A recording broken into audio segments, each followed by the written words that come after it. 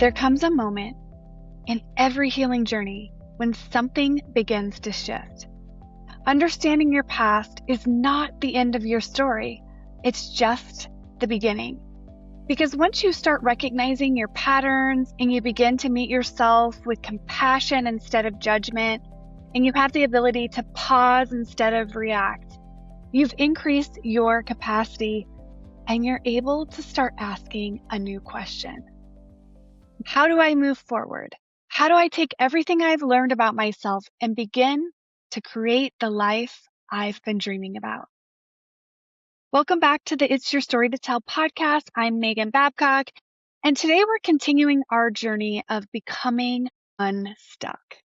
If you missed the first 2 episodes in this series, I want to encourage you to pause and go back and listen to them because each one of them builds upon the last. In part 1 and part 2, we can really summarize that through something in DBT, which is dialectical behavior therapy, known as the emotions model, and our why, what, and how process that we've been practicing together. So the emotions model helps us to understand that our reactions, they don't come out of nowhere. There is actually a process happening inside of us.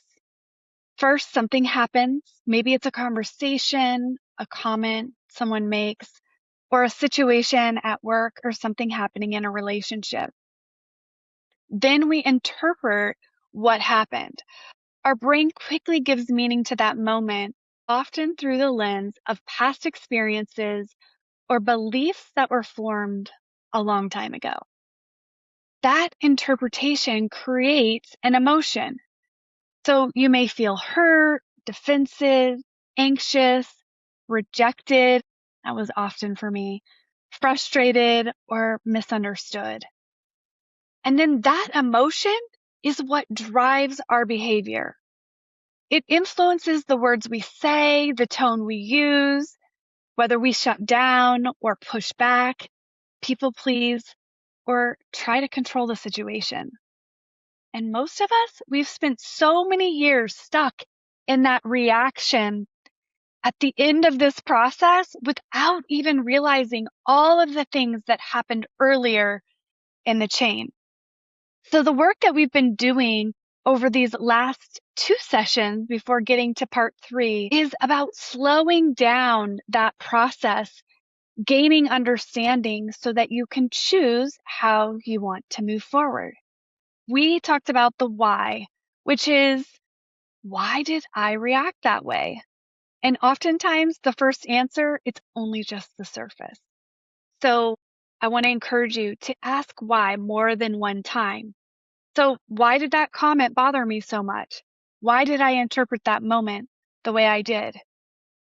Each time you ask yourself why, you're moving deeper below the surface with the idea of trying to uncover what was really driving your reaction. Then we can move to what? What was actually happening in that situation? What emotion was I feeling? And being able to explain what's happening inside you, in your body. What thought or interpretation were you making about what happened? What did you need in that moment? Is where you want to end the what questions, because oftentimes we're going to be disappointed by other people and how they respond to us or meet our needs. And you can become empowered by taking care of your own needs. It's great and relationships thrive when we can connect and meet each other's needs. But there's some relationships where that's just not possible. And so you being able to say, I really needed compassion in that moment, and being able to offer it to yourself, it is what will help you break free from all of the people pleasing and perfectionism, because those are just ways of trying to get your needs met. And then we move on to the next question, which is how. How can I move forward in greater alignment? In the last episode, part 2, we talked about how to move forward in greater alignment by understanding your why, choosing forgiveness, letting go of what no longer serves you, and putting boundaries in place that support the life you want to live. And today we're taking the next step, learning how that healing begins to show up in the way we communicate and how we lead. Are you tired of repeating the same patterns, feeling stuck in your story, and wondering if real change is even possible?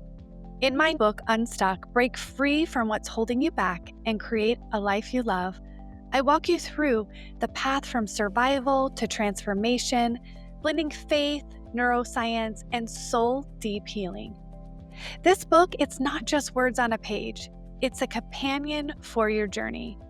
Whether you've experienced trauma or just feel lost in the noise of life, Unstuck will meet you there with truth, compassion, and tools that actually work. It's time to stop surviving and start living your story with purpose. Grab your copy today on Amazon. So today we're moving from the internal work of healing to the outward expression of that healing. Because growth doesn't just change how we think, it changes how we speak, how we respond, and how we show up in the world and in our relationships. I remember a time when I responded very defensively in a conversation. Someone said something that made me feel very misunderstood, and when I got curious, a little rejected. But in that moment, instead of slowing down and getting curious, I reacted quickly. My tone changed, I pushed back, and instead of moving forward towards understanding, the conversation escalated. Later, when I reflected on that moment, I realized something important. My reaction wasn't just about what was said. It was what I believed it meant. That moment became an opportunity for me to apply what I learned through the emotions model and take action using the why, what, how process. I began asking myself those questions. And once I saw how powerful that was, I started practicing it over and over. One of the other skills that has really helped me in preparing for hard conversations or conversations that I got wrong in the past that I wanted to do different going forward has been another DBT skill called cope ahead. So instead of waiting until I was already activated in a conversation, I began preparing for the moments ahead of time. And I'm going to invite you to think about how you could use this skill. I started thinking about situations that tended to trigger me and ask myself, how do I want to show up in that moment? What words might slow the conversation down? What questions could invite curiosity instead of defensiveness? Some of the questions that I came up with to use in these conversations sounded like, help me understand what you meant by that. I want to make sure I'm hearing you correctly. Can you share more about what you're thinking? I really love the story I'm telling myself is this. Am I interpreting that accurate? This is something I learned from Brene Brown, and I have seen it be so effective because it allows the other person to not feel like you're blaming them and you are taking ownership. Like, this is how I'm feeling right now. This is what I'm thinking you're telling me, but it invites them to help you gain understanding. And so it's one that I definitely recommend you trying out. These will slow your conversation down. And the idea is that you want to invite connection instead of conflict. And our words, they carry so much power to do that. But our words are not only what people pick up on when we're communicating with them. There's tone, timing, and intention that also allows people to interpret what it is that you're saying. Tone is the emotional energy behind your words. Timing is, when are you having this conversation? Is this a good time? And then intention is, what's the purpose or motivation behind what you're saying? And if it's defensiveness, it's probably not going to be very effective. By thinking about these things, we can be more effective in how we communicate with others. I want you to take a moment and think about a time when someone was saying the right thing, but you still did not perceive it very positively, or there was a mismatch because something felt off. Maybe they said the right words, but was it their tone? Was it the timing? Was it the intention that you experienced that made you think, I don't really trust them? As you begin noticing this in conversations with others, it's going to help you to recognize how it makes you feel. And when you can see it from that side of things, you will be more effective at integrating a new way of communicating yourself. That awareness is so key in everything that we do. Awareness and curiosity, I think, are some of the most important skills as you are developing in your goal of being a leader and being someone who is healthy and showing up in a way that meets others where they're at and doesn't leave your needs and your wants and desires behind, like when you were doing things that were unhealthy. I think one of the hardest parts of communication that I struggled with as I was learning how trauma was impacting my life is being able to express my needs. You know, saying how I felt at a young age did not get the results that I desired. And so I learned to be quiet. I learned to people please and achieve to get those needs met. But as I began to recognize the importance of authenticity and being vulnerable and allowing someone to know what it is that I needed, I didn't know how to do it. I really feel dialectical behavior skills are so powerful because they're designed to help you in those highly emotional states where you have big feelings, to be able to slow down and to communicate more effectively. And one of those tools that was super helpful for me is called Dear Man. This tool is how you can express what you need in a very clear way. It's an acronym. D is describe the situation. E is express how you feel. A is assert what you need. R is reinforce why the request matters. Then stay mindful, appear confident, and negotiate if necessary. So how might this look in a conversation? You might say, when our conversations get interrupted, I feel frustrated because I want to finish sharing my thoughts. I would really appreciate the chance to finish before we move on. Can you see how this communication allows you to honestly express what you need while still honoring the relationship? This, along with thinking about questions that you might use, are a really great way to help you cope ahead as you've been thinking about what are some of those conversations that have not gone the way you wanted them to. You can use these different skills to help you prepare ahead of time. I think about, as a nurse, running codes in the hospital where someone's heart stopped and we have to try to bring them back to life. Those are trained on repeatedly over and over again so that when the time comes, it becomes second nature. You just jump in and you start doing what you've practiced. So part of breaking the cycle and creating the life you is doing this work to practice. What if your breakthrough wasn't found in striving, but in walking? What if clarity, healing, and direction came not in the hustle, but in quiet, intentional steps led by the Spirit? Sacred Pathways is a monthly walking mentorship designed to align your body, soul, and spirit with the wisdom of God. Each month, you'll receive 12 walking lessons. These are short teachings designed to be experienced on the move.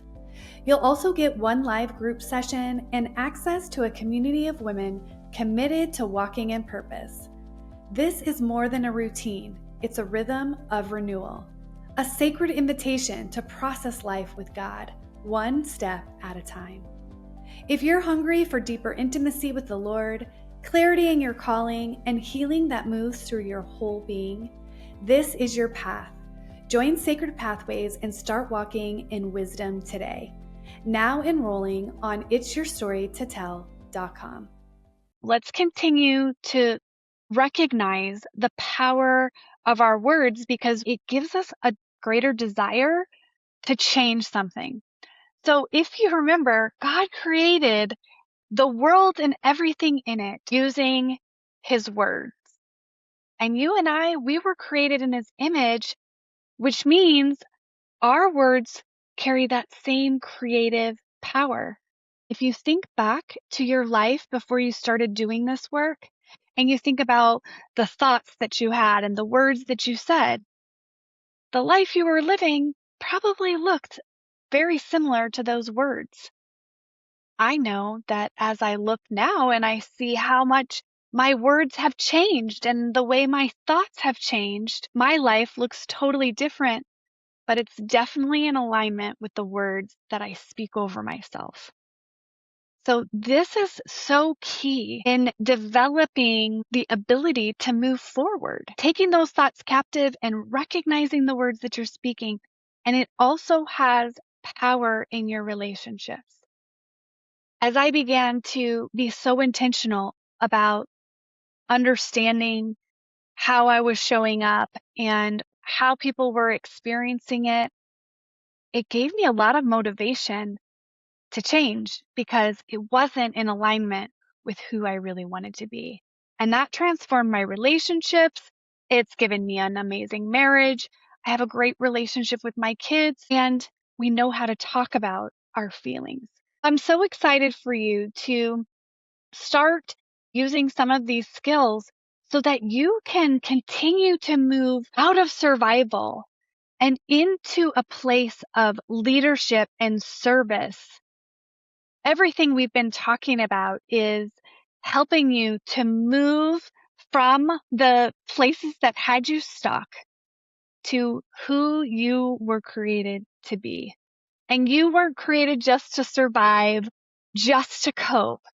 You have been given a calling, and God wants to use you to influence others so that they can also experience healing and move forward to become all they were created to be. As you're on this journey, you need to probably be reminded that you do not have to be perfect to lead. I know so many times on this journey and creating a podcast and being a coach, I've thought, am I even qualified to do this work?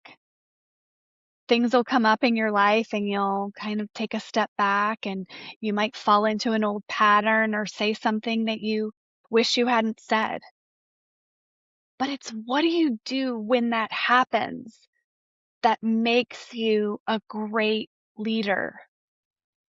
Because if you are afraid to be authentic and admit when you have it wrong, then you're not going to be a good leader. You're going to be somebody who is trying to control things, and no one wants to follow that. And it's not going to make an impact, the one that you were created for. I want to continue to invite you to explore your emotional regulation, your ability to effectively communicate, how you're showing up with courageous vulnerability and consistent actions. Because as you do this, you are showing others how to do it too. We talked about the importance of your why, the importance of understanding your values. I want to talk a little bit about how you build your vision to move you forward towards that dream that's in your heart, that little whisper in your soul that says, this is what you were created for. As you move forward, I want you to sit and think about, what am I really good at? What do people come and say, I'm so thankful for this when you show up this way? What is it at your work they've said you have this gifting or these strengths? Or maybe you want to take a test, something called Strength Finders, in order to help you. Research from the Gallup that actually created Strength Finders shows that people who use their strengths every day are 6 times more likely to be engaged in their work and 3 times more likely to report an excellent quality of life. I believe your strengths reveal how you were designed to contribute to this world. So knowing those and then also being able to acknowledge your weaknesses with grace allows you to be more authentic. People will trust you, which means they will want to follow you. And it also gives you opportunity to recognize the value of collaborating with others. Because when we come together and we bring our strengths, we become better together. The next thing I think is really important is appreciating your whole story. And I know that's hard when you're in this healing process and you're seeing all of the different things that happened in your life. But when you can take time and say, what did that teach me? How can I use that going forward? You never know where it might bring you. I know this personally because God asked me to share my story on the first episode of It's Your Story to Tell, and I was terrified. But as I have looked back, I can see how if I hadn't gone through those things, I wouldn't be here today having a podcast, supporting people who are trying to walk out of a life that they don't love and create the one that God has designed for them without going through all of those things. So take time to understand and appreciate all that you have gone through because God can use that. I believe his promise that he says he will make all things good. But we have to let him make them good. We have to be willing to look at them, learn from them, and then leverage them to make a difference. And when you do that, they become good. And they also become a roadmap for other people who are trying to transform their life. And that's when you turn all of that pain into purpose, allowing yourself to lead and serve others so they too can create a life they love. In closing, I want you to slow down for a few minutes and I want you to visualize what it is that you want to create. Visualization is a powerful tool. Athletes have been using it for a long time. We know that your brain doesn't really know the difference between what's happening in the physical and what you visualize. And the more you can engage all of your senses in it, the more real it becomes for your brain.